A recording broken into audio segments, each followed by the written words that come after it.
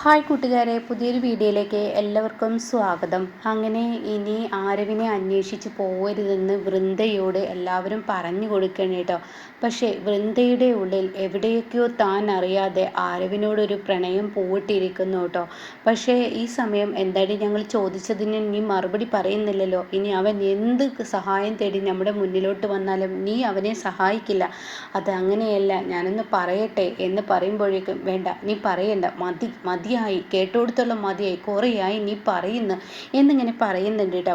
എന്നാൽ ഈ സമയം ഇവരുടെ സ്കൂട്ടർ ഉണ്ടല്ലോ, അത് അവിടെ ആരുമില്ലാതെ ആ പാൽക്കാരൻ പയ്യൻ്റെ ഗോസ്റ്റ് അത് ഇവരുടെ ആ ഒരു ഗേറ്റിന് ഫ്രണ്ടിലായി കൊണ്ടുവന്ന് വെക്കണം കേട്ടോ. അപ്പോൾ ഗബ്രിയേൽ ആണെങ്കിലോ തിരിഞ്ഞു പോകുന്ന സമയത്ത് തൻ്റെ ആ ഒരു ഗ്ലാസ്സിന് മുന്നിൽ, അതായത് വണ്ടിയുടെ ആ ഒരു സൈഡിൽ ഇങ്ങനെ ഒരു കൈവിരൽ അടയാളം വരുന്നത് പോലെ തോന്നി കേട്ടോ. പിന്നീട് ഗബ്രിയേലിൻ്റെ മനസ്സിൽ വീണ്ടും വൃദ്ധയുടെ മുഖമാണ് കാണുന്നത്. അപ്പോൾ ഗബ്രിയേലിന് വീണ്ടും ആ ഒരു ഹോസ്റ്റലിലോട്ട് തിരിച്ചു പോകാനുള്ള ആ ഒരു ഇത് വരികയാണ്.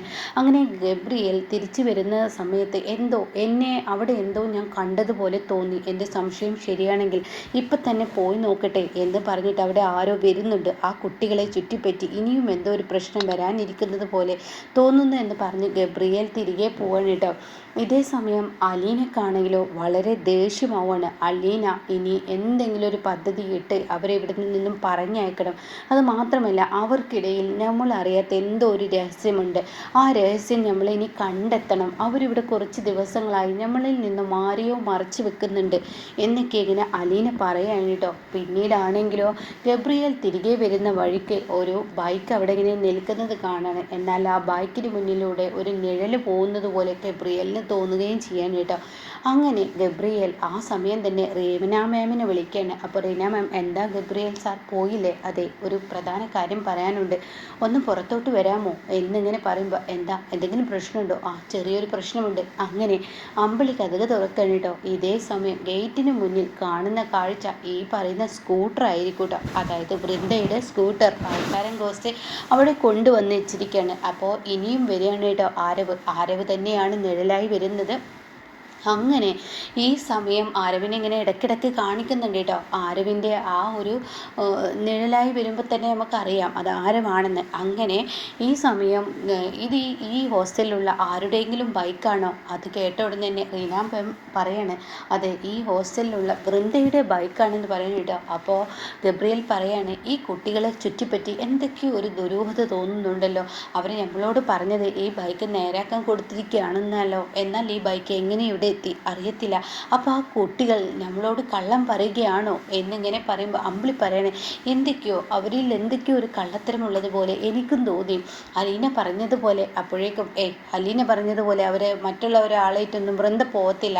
ഇതിപ്പോൾ എന്തിനായിരിക്കും ഇവർ ബൈക്ക് ഒളിപ്പിച്ച് വെച്ചത്? ഇവർ വേറെ എവിടെയെങ്കിലും പോയതാണോ? അപ്പോൾ ഇവിടെ തന്നെ ഗബ്രിയേൽ പറയാണ്, ഇവരെ എന്തൊക്കെയോ ഒരു പ്രശ്നങ്ങളിൽ അകപ്പെട്ടതുപോലെ എനിക്ക് തോന്നുന്നു. എന്തായാലും അവരെ ഒന്ന് വിളിച്ച് ചോദിക്ക്, അവർ ഈ ബൈക്ക് നമ്മളിൽ നിന്ന് മറച്ചു വെച്ചതാണോ? അപ്പോൾ റീന മാം പറയാൻ ശരിയാണ്. അപ്പോൾ ഗബ്രിയേലിൻ്റെ മനസ്സിലുണ്ട് കേട്ടോ, ഇത് തീർച്ചയായും അവർ കൊണ്ടുവന്ന് വെച്ചതല്ല.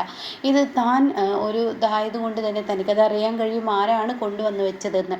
അങ്ങനെ റീന മാം അവരെ വിളിക്കാൻ വേണ്ടി അമ്പിളിയെ പറഞ്ഞു വിടുകയാണ്. ഇതേ സമയം ഇവർ ആ ഒരു കാട്ടിലെ കഥകൾ, അതായത് ആ കുന്നിലോട്ട് പോയ ആ കഥകളും ഈ പറയുന്ന ഈ പയ്യനെക്കുറിച്ചൊക്കെ ചിന്തിക്കുകയാണ് കേട്ടോ. ആരവിനെക്കുറിച്ച് തന്നെ വൃന്ദയുടെ മനസ്സിൽ താൻ എത്ര കണ്ണടക്കുമ്പോഴും ആരവിനെ താൻ ആ വീട്ടിലാക്കി പോകുന്നതും ആ വീട്ടിലെ അവസ്ഥയും ആ ചോര ആ കുടുക്കയിൽ പറ്റിയിരിക്കുന്നതും അതൊക്കെ ഇങ്ങനെ തൻ്റെ മനസ്സിലൂടെ ഇങ്ങനെ പലവട്ടങ്ങളായി ഇങ്ങനെ കടന്നു പോയിക്കൊണ്ടിരിക്കുകയാണ് കേട്ടോ. അങ്ങനെ താൻ ഇതെന്താ ഇങ്ങനെയൊക്കെ, എന്താണ് അവിടെ സംഭവിച്ചത്, എന്തൊക്കെയോ ഒരു ദുരൂഹത പോലെ തൻ്റെ മനസ്സിൽ ഇങ്ങനെ തോന്നി തുടങ്ങണം കേട്ടോ. തൻ്റെ മുത്തശ്ശൻ പറഞ്ഞ വാക്കുകൾ. എന്നാൽ മുത്തശ്ശനാണെങ്കിലോ കാറിൽ യാത്രയാകുമ്പോൾ മൗനമാണ്. താൻ ഇടയ്ക്കിടയ്ക്ക് കാണുന്ന, തന്നെ അവിടെ ഇരുട്ടിൽ കാണിച്ചു തരുന്ന ആ നിഴൽ ആരുടേത് എന്ന് മുത്തശ്ശന് തോന്നാണ്. അപ്പോൾ ഈ സമയം അവരുടെ ആൻറ്റി ചോദിക്കുകയാണ്, എന്താ മുത്തശ്ശ ചിന്തിക്കുന്നതെന്നിങ്ങനെ ചോദിക്കുമ്പോൾ, എനിക്ക് മക്കൾ അവിടെ സേഫായി തോന്നുന്നില്ല. എന്തൊക്കെയോ ഒരു അപകടം അവിടെ ചുറ്റിപ്പറ്റുന്നത് പോലെ. അവിടുത്തെ ആ 4 കുട്ടികൾക്കും പെട്ടെന്ന് ഏലസ് കൊടുത്തയക്കണമെന്ന് എൻ്റെ മനസ്സ് പറയുന്നു. അതെന്താ അങ്ങനെ തോന്നാൻ? എനിക്കെന്തോ അങ്ങനെ തോന്നി. ഒന്നും കൂടി നമുക്ക് അവിടെ പോവേണ്ടി വരും. അതെന്താ, ഇപ്പം നമ്മുടെ ഈ ഒരു കാര്യത്തിന് ഇറങ്ങിയതല്ലേ, അതിന് പോട്ടെ, എന്നിട്ടാവാ എന്ന് പറയുന്നുണ്ട് കേട്ടോ. പിന്നീട് അമ്പിളി വന്നിട്ട് വിളിക്കുകയാണ് ഈ പെൺകുട്ടികളെ. അപ്പോൾ ഇവരച്ചിങ്ങനെ കിടന്നുറങ്ങുന്ന സമയമാണ്. അപ്പോൾ ആരായിരിക്കും ഈ നേരത്ത് കതക് തട്ടുന്നുണ്ടാവുക, ആരാന്ന് ചോദിക്കുമ്പോൾ ഞാൻ അമ്പിളിയാ, എന്താ ഈ സമയം, റീന മാം വിളിക്കുന്നു നിങ്ങളെ. അതെന്താ റീന മാം, അതൊക്കെയുണ്ട്, നിങ്ങൾ താഴോട്ട് വാ. അങ്ങനെ അവർ താഴോട്ട് ചെല്ലുക. അപ്പോൾ റീന മാം എന്താണെന്ന് ചോദിക്കുകയാണ്. അപ്പോഴേക്കും അലീന ഇങ്ങനെ ജനലിനുള്ളിലൂടെ എത്തിച്ച് നോക്കണം കേട്ടോ. ഇവർക്കിടയിൽ എന്തൊക്കെയോ ചുറ്റിപ്പറ്റി കള്ളങ്ങളുണ്ട്. ആ കള്ളങ്ങൾ താൻ പൊളിച്ചെടുക്കണമെന്നുള്ള ആ ഒരു വീറും വാശിയൊക്കെ അലീനയിൽ വന്ന് തുടങ്ങുകയാണ് കേട്ടോ.